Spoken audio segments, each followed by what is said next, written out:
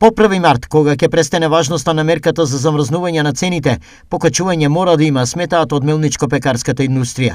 Според нив, предолгото одржање на цените под контрола на нив им донело многу загуби и проблеми, а работењето одамна не им е економски исплатливо. Сите влезни цени се зголемини и она ценовно стабилизирање што го имаше на пример со пченицата, сега со руско-украинската криза се дестабилизира и еве од вчера до денеска цените се зголемини. Да не зборуваме за цените на гасот и на струјата кои не се смируваат, вели подпредседателот на мелничко-пекарската индустрија Горан Малишич.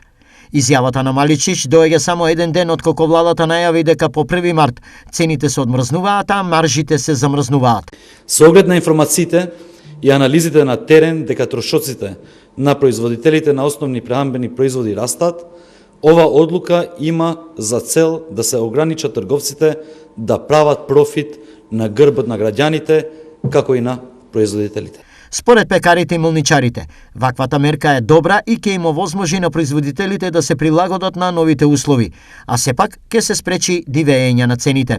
Никакви ограничувања не се пазарни и не се популарни мерки. И помала маржа значи помалок данок на добивка.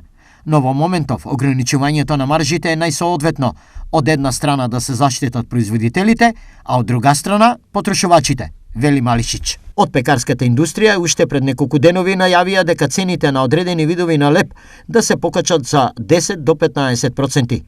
Покачувања не се исклучени и кај останатите домашни производи, но дали и за колку цените ќе бидат повисоки, ќе се знае по 1 март.